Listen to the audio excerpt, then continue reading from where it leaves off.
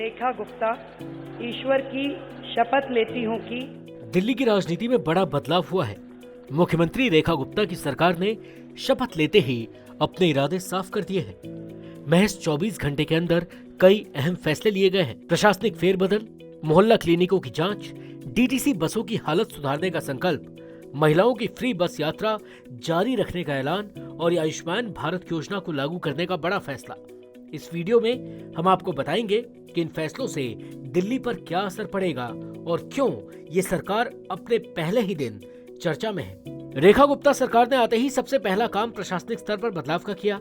सरकार ने आदेश दिया कि सभी अधिकारियों और कर्मचारियों को उनके मूल विभागों में वापस भेजा जाएगा। साथ ही पूर्व मुख्यमंत्री और मंत्रियों के निजी स्टाफ की सेवाएं खत्म कर दी गई हैं। सूत्रों के मुताबिक कुछ दिन पहले ही सभी विभागों से ये जानकारी मांगी गई थी कि पूर्व सरकार में कितने कॉन्ट्रैक्ट और निजी स्टाफ नियुक्त किए गए थे। अब सरकार ने इन्हें तुरंत उनके मूल विभागों में भेजने का फैसला किया है। इसी के साथ दिल्ली सरकार में स्वास्थ्य मंत्री डॉक्टर पंकज सिंह ने ऐलान किया है कि मोहल्ला क्लिनिकों की व्यापक जांच की जाएगी। सरकार ये देखेगी कि क्या दवाइयां पर्याप्त मात्रा में उपलब्ध हैं, डॉक्टर सही तरीके से मरीजों को देख रहे हैं या नहीं, सेवाओं की गुणवत्ता कितनी बेहतर है।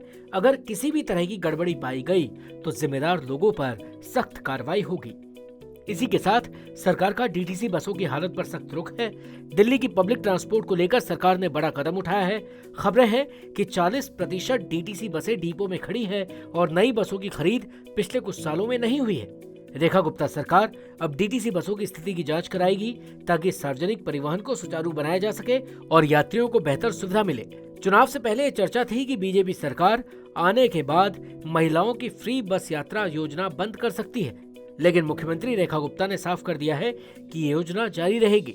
आम आदमी पार्टी सरकार ने इसे शुरू किया था और अब बीजेपी सरकार ने भी इसे जारी रखने का फैसला किया है। सरकार का कहना है कि इस योजना से लाखों महिलाओं को फायदा हो रहा है और इसे खत्म करने का कोई इरादा नहीं है। इसी के साथ बीजेपी सरकार ने अपनी पहली कैबिनेट बैठक में दिल्ली में आयुष्मान भारत योजना को लागू करने का फैसला किया है।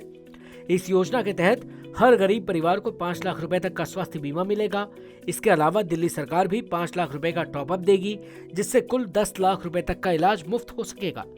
मुख्यमंत्री रेखा गुप्ता ने कहा है कि औपचारिकताओं को जल्द पूरा कर योजना को लागू किया जाएगा ताकि दिल्ली के नागरिकों को बेहतर स्वास्थ्य सुविधाएं मिल सके। रेखा गुप्ता सरकार ने यह भी फैसला लिया है कि दिल्ली विधानसभा के पहले सत्र में सभी लंबित सीएजी रिपोर्ट्स को पेश किया जाएगा। खबरों के मुताबिक पिछले सरकार के दौरान 14 रिपोर्ट्स पेंडिंग थी, जिनमें बड़े घोटालों की जानकारी हो सकती है। बीजेपी का दावा है कि शराब नीति घोटाले की वजह से दिल्ली को 2026 करोड़ रुपए का नुकसान हुआ। अब सरकार इन रिपोर्ट्स को सार्वजनिक करेगी, जिससे कई खुलासे हो सकते हैं। तो ये थे रेखा गुप्ता सरकार के पहले 24 घंटों के लिए गए 5 बड़े फैसले। ये साफ है कि नई सरकार तेजी से फैसले लेकर बदलाव लाने की कोशिश कर रही है। अब देखने वाली बात ये होगी कि आने वाले दिनों में इन फैसलों का दिल्ली की जनता पर क्या असर पड़ेगा।